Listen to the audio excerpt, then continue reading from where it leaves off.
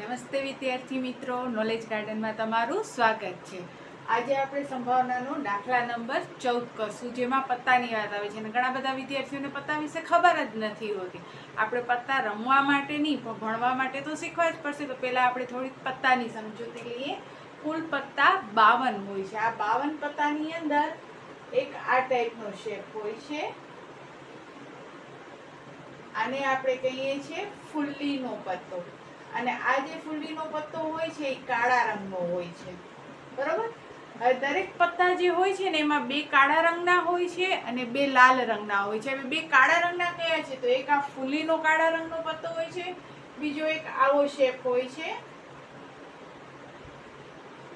આને કહેવાય છે કાળીનો। કાળા રંગનો નહીં, યાદ રાખજો, કાળીનો પત્તો, આને કહેવાય જ કાળીનો પત્તો। અને આ કાળીનો પત્તો પણ કેવા રંગનો હોય છે? કાળા રંગનો હોય છે। એટલે કે બે પત્તા કાળા રંગના હોય છે, એક ફુલ્લીનો કાળા રંગનો હોય છે, આ શેપને આપણે ફુલ્લી કહીએ છીએ, અને આ કાળીનો પત્તો એ પણ કાળા રંગનો હોય છે। પછી આવે છે ચરકટનો પત્તો। આ ચરકટનો પત્તો કહેવાય। આ ચરકટનો જે પત્તો હોય છે એ ચરકટનો પત્તો લાલ રંગનો હોય છે।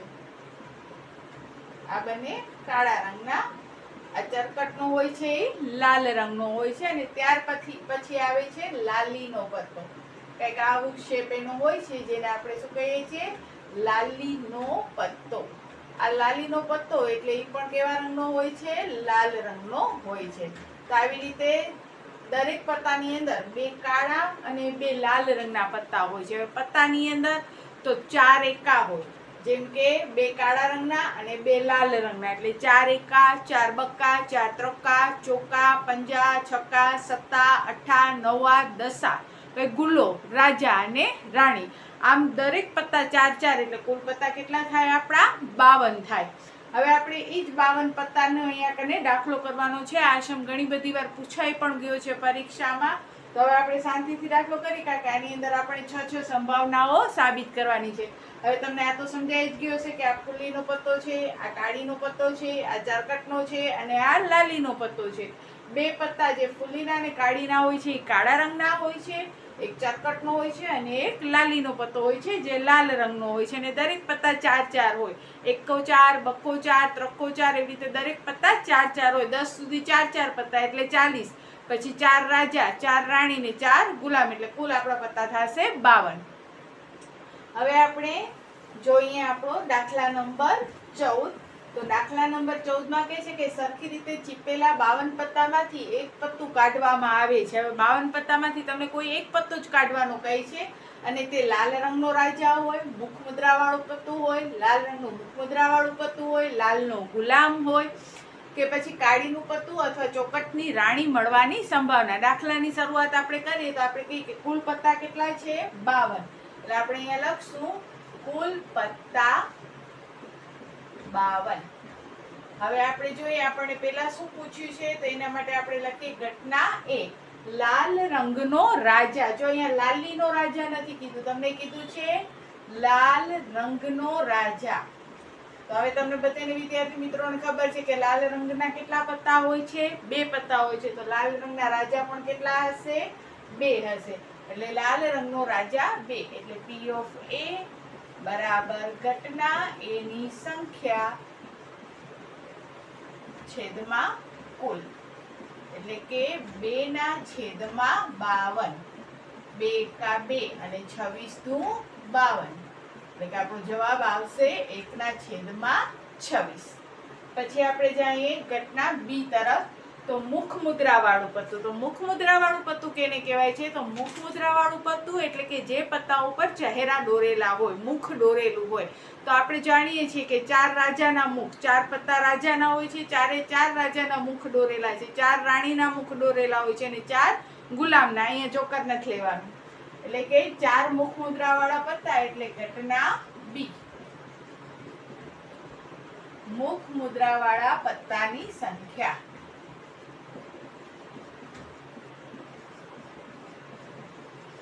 મુખ મુદ્રા વાળા પત્તા જોઈએ તો 4 રાજા, 4 રાણી અને 4 ગુલામ, એટલે કુલ કેટલા થયા?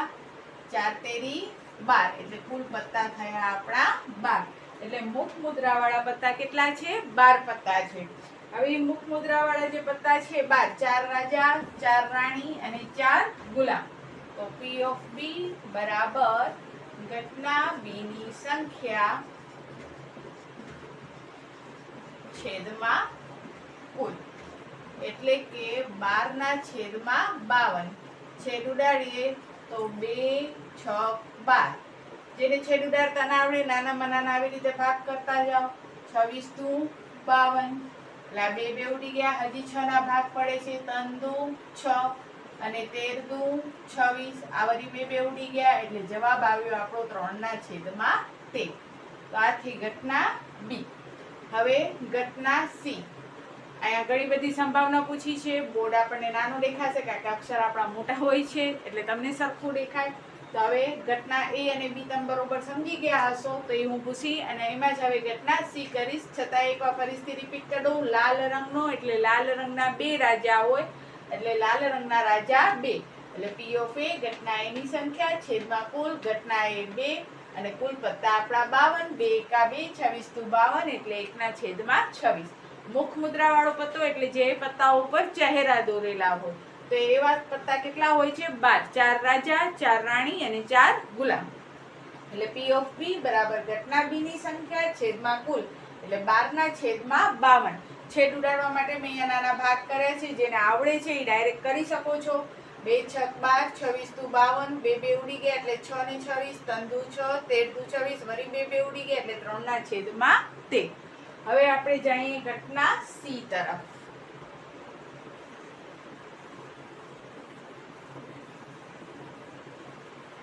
હવે આવશે આપણી ઘટના સી. ઘટના સી માં આપણને કહ્યું છે લાલ રંગનું અને મુખ મુદ્રા વાળું પત્તું. તો લાલ રંગનું તો 2 લાલ રંગના રાજા, 2 લાલ રંગની રાણી ને 2 લાલ રંગના ગુલામ. તો કેટલા થયા? વેરી ગુડ મયુરી બેન. કેટલા થયા? 6 પત્તા. તો આપણે ઘટના સી માં લખશું લાલ રંગનું મુખ મુદ્રા વાળા પત્તાની સંખ્યા.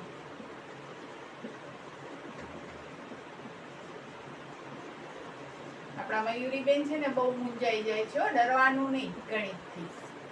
લાલ રંગના મુખ મુદ્રા વાળા પત્તાની સંખ્યા. તો લાલ રંગના અને મુખ મુદ્રા એટલે લાલ રંગે હોય, મુખ પણ દોરેલો હોય, તો 2 રાજા, 2 રાણી અને 2 ગુલામ, એટલે કુલ 6 પત્તા.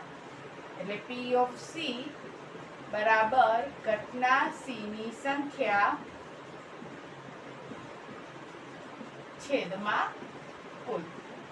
તો ઘટના સી ની સંખ્યા 6 છેદમાં 52. નાનો ભાગ પાડો. 3 દુ 6, 26 દુ 52, 2 2 ઉડી ગયા. હવે આપણે ખબર છે 3 ના પાડામાં 26 ના આવે 27 આવે, એટલે હવે એમાં કોમન અવયવ કોઈ છે નહીં, એટલે આપણો જવાબ રહેશે 3 ના છેદમાં 26.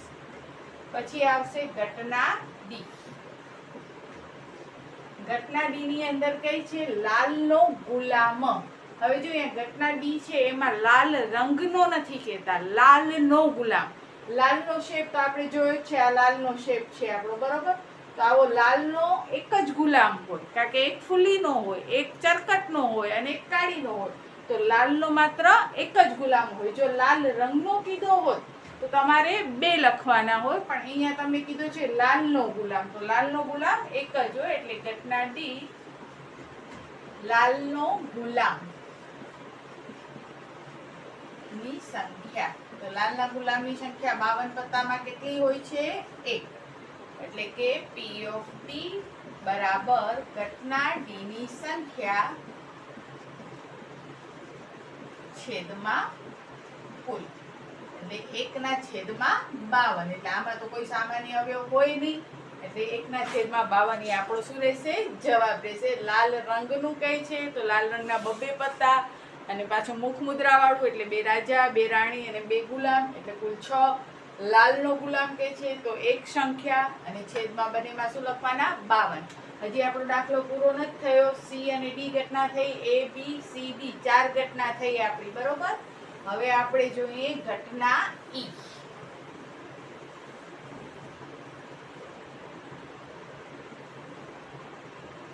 આપણી ઘટના ઈ. ઈ એટલે કે પાંચમી ઘટના. ઘટના કાળીનું પત્તું. તો કાળીના પત્તાની સંખ્યા. હવે જો કાળો રંગ નથી કીધો, કાળીના પત્તાની સંખ્યા આપણે કીધી છે. તો કાળીના પત્તા કેટલા હોય? એક એકો કાળીનો, બે બકો કાળીનો, તકો કાળીનો, ચોખ્ખો કાળીનો, આવા 10 પત્તા. પછી રાજા, રાણી અને ગુલામ એટલે કુલ કેટલા થયા? 13 પત્તા. કારણ કે ચાર પત્તા હોય છે, એમાં એક બધા કયા હોય છે? કાળીના, એક ફૂલીના, એક ચરકટના અને એક લાલીના પત્તા હોય છે. તો કાળીના પત્તાની સંખ્યા કુલ કેટલી થઈ? 13. કેવી રીતે? તો એક કાળીનો એકો, કાળીનો બક્કો, કાળીનો તક્કો, કાળીનો ચોખ્ખો, કાળીનો પંજો, એવી રીતે છક્કો, સત્તો, અઠ્ઠો, નવો, 10 એટલે 10 પત્તા ઈ. પછી કાળીનો રાજા, રાણી અને ગુલામ એટલે કુલ પત્તા થયા 13. એટલે P of E બરાબર ઘટના E ની સંખ્યા છેદમાં કુલ એટલે 13/52. આમ તો સીધો ઉડાડી શકાય, 13 ચોક 52 એટલે 13 ઉડી ગયા એટલે જવાબ આવશે તમારો 1/4. પછી ઘટના F. ઘટના F માં કીધું છે ચોકટની રાણી મળવાની સંભાવના. ચોકટની, ચોક્કસ એ લોકોએ કહી દીધું છે કે કઈ રાણી આપણે જોઈએ છે? ચોકટની. ચોકટની રાણી લાલ રંગની હોય ને એ પત્તામાં એક જ વખત હોય. કોઈ વાર ચોકટની રાણી બે ન હોય, એક ચોકટની હોય તો એક લાલીની હોય, એક કાળીની હોય ને એક ફલીની હોય. આપણે ચોકટની રાણી, તો આપણા 52 પત્તામાં ચોકટની રાણી માત્ર કેટલી? Very good પ્રીતભાઈ. ચોકટની રાણી 1 એટલે ચોકટની રાણીની સંખ્યા, અને ચોકટની રાણીની સંખ્યા આવશે 1. એટલે P of F બરાબર ઘટના F ની સંખ્યા છેદમાં કુલ એટલે 1/52. તો આવી રીતે તમે 6 ઘટના કરો ત્યારે તમને એના 3 થી 4 માર્ક્સનો હોય છે આવો દાખલો પરીક્ષામાં. આમ તો મોસ્ટ ઓફ 2 ઘટના પૂછે તમને તો 2 માર્ક્સનો હોય છે, પણ હમણાંના કોર્સ પ્રમાણે આપણે જોઈએ તો વિભાગ D 4 માર્ક્સનો તમારો એક પ્રશ્ન એની અંદર હોય છે. એની અંદર પણ સંભાવના સામેલ કરવામાં આવી છે. એની અંદર પણ સંભાવનાના 2 દાખલા હોય છે. હવે આજ ફેરે તો જનરલ ઓપ્શન છે કે નથી તો હજી હવે ડિસિઝન લેવાશે, પણ સંભાવનાના ચેપ્ટરનો 4 માર્ક્સનો દાખલો વિભાગ D માં પણ તમારા આગળ હશે, અને વિભાગ C માં 3 માર્ક્સનો દાખલો હશે, B માં પણ દાખલો હશે અને વિભાગ A માં પણ દાખલો હશે. એટલે ટૂંકમાં A, B, C, D બધે વિભાગમાં સંભાવનાના દાખલા તો હશે. તો આવી રીતે આપણે 52 પત્તાવાળો આ દાખલો કર્યો છે. હવે તમારા આગળ જો ઘરે પત્તા હોય તો તમે પત્તા લઈને જોઈ પણ શકો છો, તો તમને વધારે ખ્યાલ આવશે. મેં તમને આગળ આકૃતિ દોરીને દેખાડી કે કેને લાલીનો કહેવાય, કેને કાળીનો કહેવાય, કેને ફલ્લીનો, કેને ચોકટનો, અને તમે પત્તા જોશો એટલે તમને વધારે ખબર પડશે. અને આ રીતે આખો દાખલો આપણે વ્યવસ્થિત લખાણ લખી અને પૂરો કરવાનો. ડાયરેક્ટ જવાબ મોટા દાખલામાં ક્યારેય નહીં લખવાના, નહીં તો તમારા માર્ક્સ કપાઈ જાય. હેતુલક્ષીમાં ડાયરેક્ટ જવાબ તમે લખી શકો છો. તો એ દાખલા નંબર 14 પછી આપણે જઈએ દાખલા નંબર 15 માં.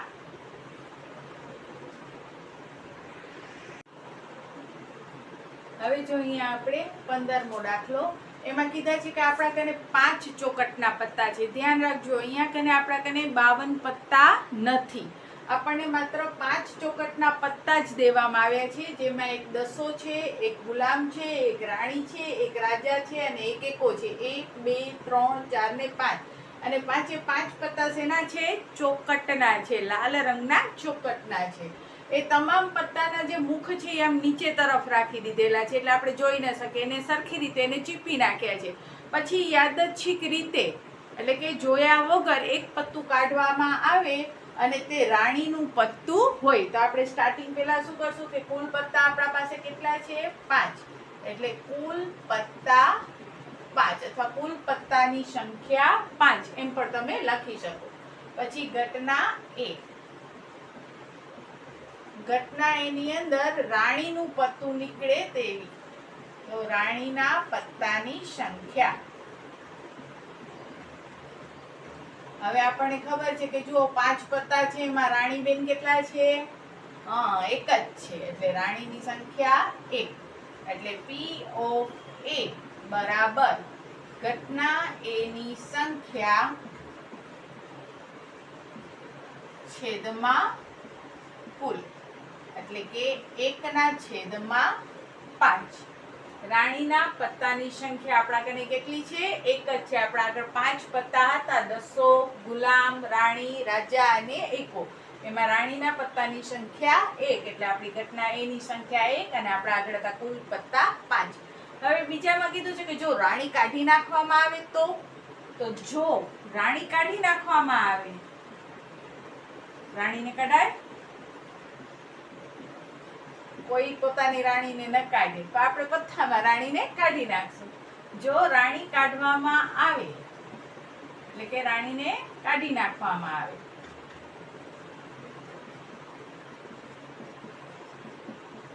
તો હવે 5 પત્તામાંથી રાણી તો ભાઈ નીકળી ગઈ, તો આ 5 પત્તામાંથી રાણી આપણી નીકળી ગઈ. તો હવે પત્તા કેટલા રહ્યા? 4 પત્તા કુલ આપણા કને રહ્યા.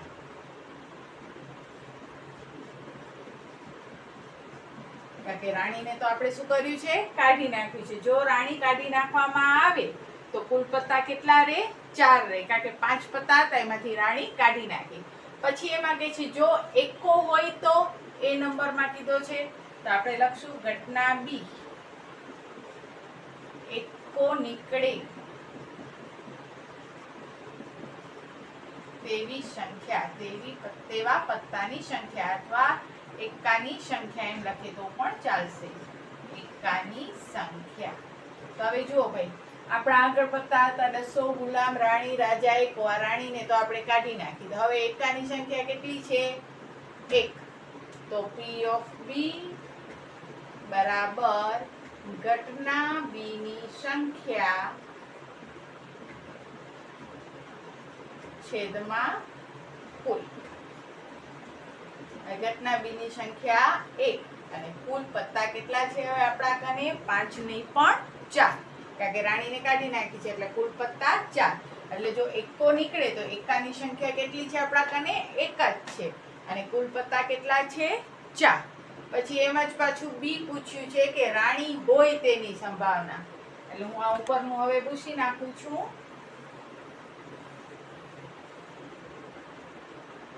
ઘટના સી રાણીનું પત્તું નીકળે તેવી શક્યતા, તેવા પરિણામ, તેવી શક્યતા, તેની સંખ્યા કઈ પણ તમે લખી શકો છો.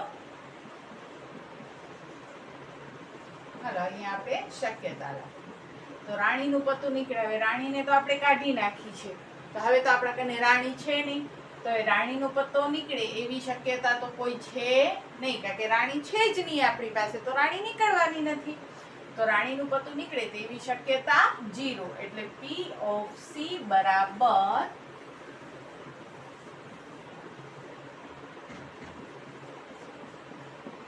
ઘટના સી ની સંખ્યા છેદમાં